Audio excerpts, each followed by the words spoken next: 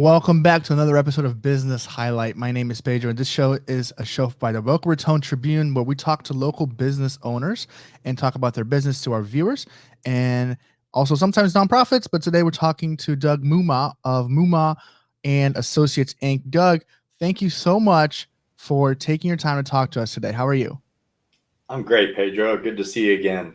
Good to Thanks see for you. It's having been me a on. while. Of course. Yeah, it's been a while with all this like virtual stuff. It's been a crazy year.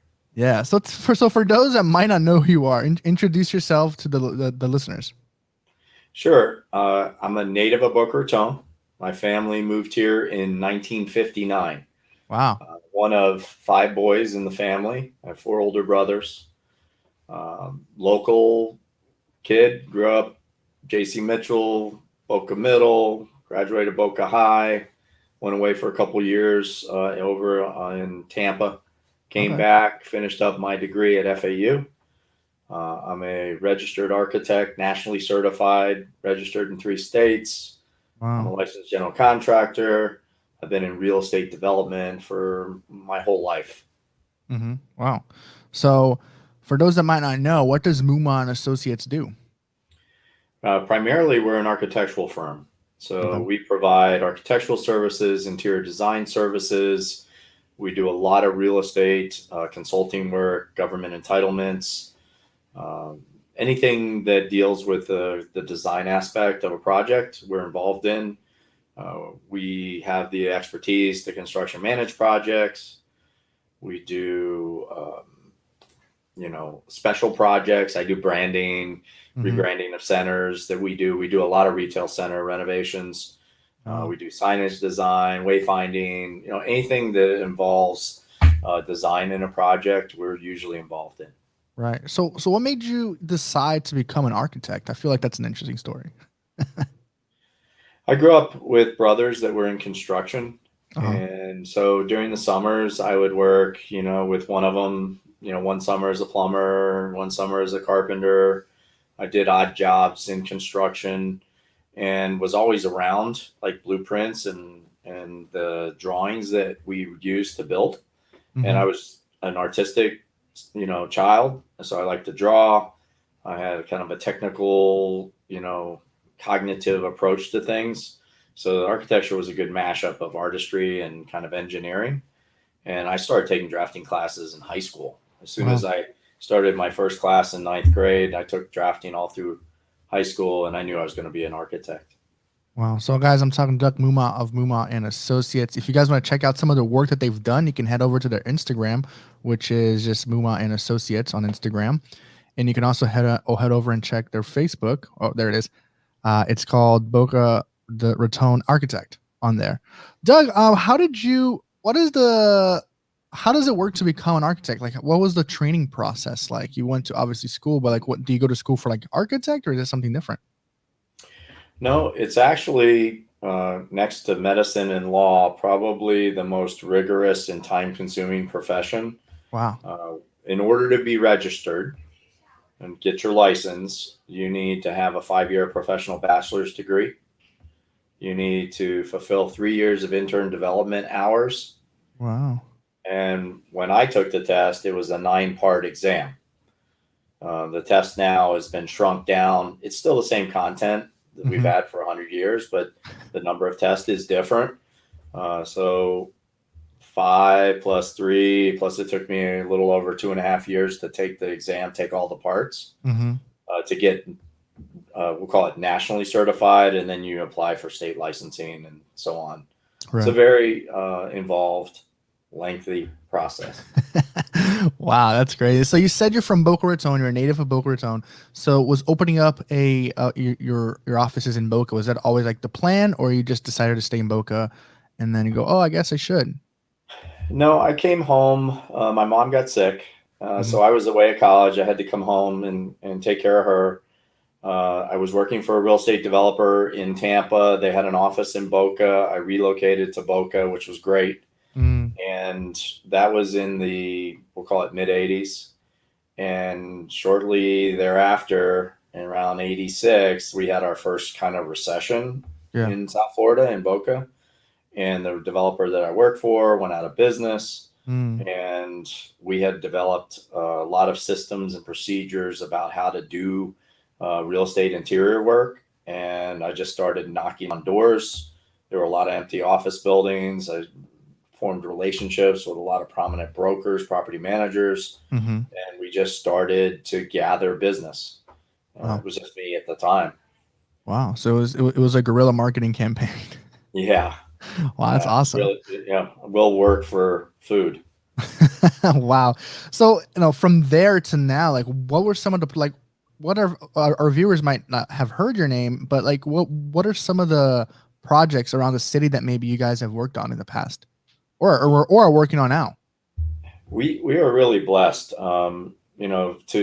To do architecture is an honor, right? Because we create something out of nothing. Right. People inhabit our architecture. We're putting ourselves out there in terms of what we're capable of, and to do that in my hometown and do it in the amount of projects is a blessing. We do a predominant amount of retail work. So a lot of the retail centers that you see along Federal Highway, we did the Boca Beach shops, which is east of the bridge on Palmetto Park Mm-hmm. Road, Fifth Avenue shops, Sanctuary shops. There's just a myriad. If you drive Federal Highway, you'll Yeah. see a multitude of projects on both sides of the road that we've done. I've done Mm-hmm. office parks. We did the redevelopment of the university shops, which is on 20th Street next to the new dorm. Yeah. And we took kind of an old blighted, underperforming office park and turned it into a mixed use with restaurants that served the student population. We did a lot of high end residential back in the 90s, Mm-hmm. at a time when that was something we really endeavored to do. But if you drive around town, I've done the HSBC Bank building downtown. I built the One North Federal project, which is the Valley National Bank. So both those buildings flank the old town hall. Yeah. And I've been into downtown doing a lot of projects. I have a hotel project, currently in approval with the city. Um, Mm-hmm. Really blessed, Pedro, to do a Yeah. lot of work. That's awesome. That's awesome. When it comes to your business philosophy, what would you say is your philosophy? Oh, that's simple. Design matters, and Mhm. that's what our shirts say. And whenever we are working our craft, it always begins there and it ends Mhm. there. What are Right. we doing? Why does design matter? What do we do with our competent skills to prove that, so that people can then receive the benefit of it? Mhm. Um, Design is everywhere, and that from looking at an Apple product to the World Trade Center. Right. On every scale, design matters. Hmm. That's really cool. So let's talk a little bit about, obviously last year, COVID. It's been I think about a year now, since COVID came, and how has COVID impacted your company in the last year, and how have you been able to, create lemonade out of the lemons that you were given? Yeah, yeah, that's such a true statement. About this time last year, the world was like shuddering. Yeah. First it was San Francisco, then New York, and my daughter at the time lived in LA, and it was just almost impossible to believe that 7 million people would be told they couldn't leave their house. And Hmm. so as that unfolded, about the third week in March, we just started getting calls. People, like, we knew we were going to shut down. It was just a matter of days. And people are like, projects on hold, wait, stop. And like, it just seemed like, I mean, I was in the 2008 recession, and that was like a light switch. Wow. This was a blink. I mean, it just, Wow. everything went dark. And so we really got small to protect what we had, just to see what was going to happen. I mean, the entire world shut down. Hmm. So when we went small, we went virtual. We had people in bedrooms. I was in a bedroom for the first time working out of my house ever. I mean, I've Wow. always had an office. Like, even if it was a little 8 by 8 room in somebody's office, I always had an office to go to. And we found ourselves in Zoom land. Mm-hmm. and trying to do work. And, our work is very collaborative, and we're hands on, and we're looking at drawings, and we're pointing and touching. And, you see my hands moving. Usually it's got a pen in it, and it's drawing an instruction. So it was really challenging for us. Right. So for the first, 6 to 8 weeks, like I'm sure you and everybody else, we were just in shock. It's just like, what Mm-hmm. happened? And then slowly people started saying, okay, we can't stop a project indefinitely mid track. We're going to have to keep it going. And, slowly but surely, we got projects moving again. And then we got them finished. And then projects that have been on hold got restarted. And during that kind of quiet time, I retooled everything: software, training, staff. I mean, I basically looked at this as an opportunity to reposition us. Yeah. And we really invested a lot in our training, in things that we didn't really have time to do when you're just working and producing work. Right. And that is the blessing in the whole 2021, is that we basically reinvented ourselves and what our services could be, and the Mm-hmm. technology that we can deploy now. Yeah. And we're using the highest level of architectural intelligence software. Our renderings are gaming automated level, where Wow. they actually make Epic Games as one of our rendering tools. Wow. So like the same stuff that you see like in Fortnite and all these high end, animated games, real life animate, we're using that in our architecture now. Wow. That's really cool. That's really cool. Um, so what would you have to say if you had to say something like what would be your favorite part of your job? If you had to pick one or two, because I'm sure there's a lot. Yeah, there's quite a few. Uh, I'm most enriched when I create. It Mhm. doesn't matter what it is. If I'm working on a logo or a 14-story building, when I'm creating, I'm, like feeding my soul. Right. And so there's nothing better than to create with a group of people. And so, like, the staff that I have, you know, is like a family, and there's a very close knit relationship. Hmm. And these are all architects at various parts in their career that are on the same journey that I've been on. Right. So to guide and mentor and teach them is like a gift and another blessing. And I don't take it lightly. Um, it's so much fun, and it's important to do that kind of work. Working with clients, creating, their vision is also rewarding. It starts with an idea, and then there's a collaboration, and then a manifestation of the idea, and before Right. you know it, we've got something tangible. And a short period of time later, Hmm. it's on the street, and people are inhabiting it. Businesses are occupying it, and their businesses are benefiting from some of the decisions we made.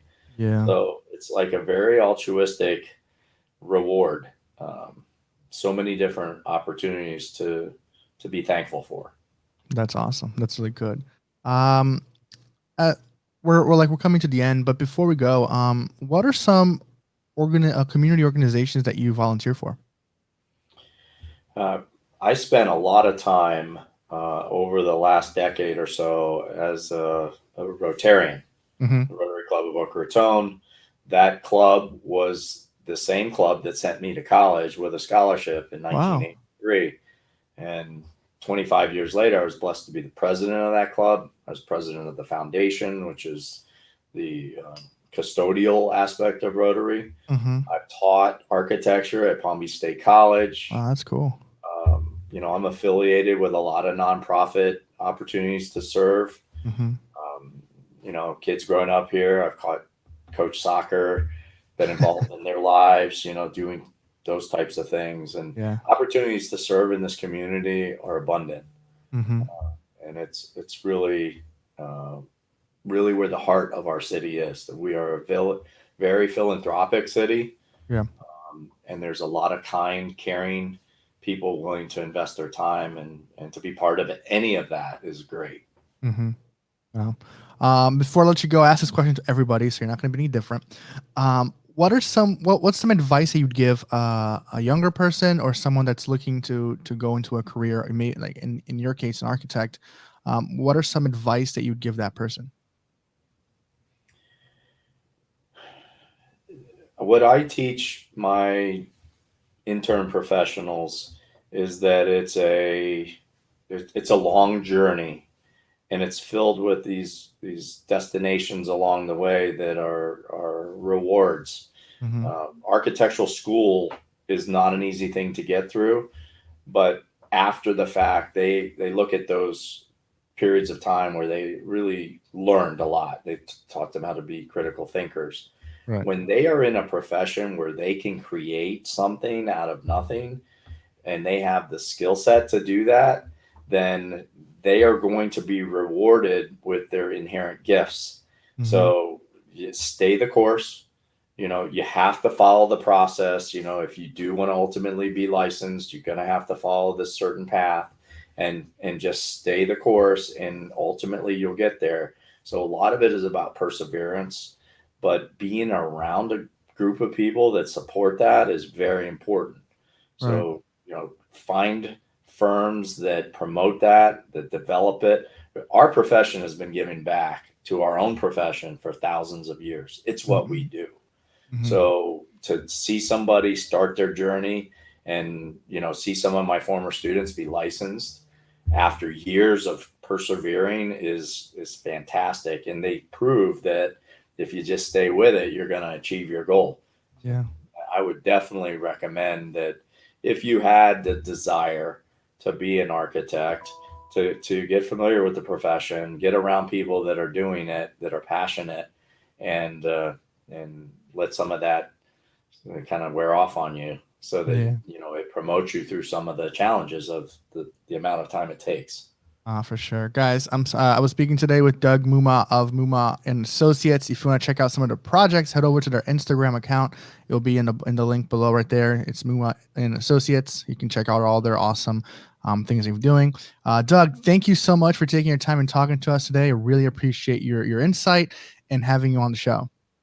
All right, thanks, Pedro. Thanks for having me. Best of luck to you. All right, thanks. Have a good day. All And right. that's going to wrap up another episode of Business Highlight. If you found this episode informative and you enjoyed it, make sure to share it with your friends. Make sure to share it on your Facebook page, Instagram, Twitter, YouTube. It's all Boca Tribune if you want to follow us on those. But for now, have a great weekend, and we'll see you next week.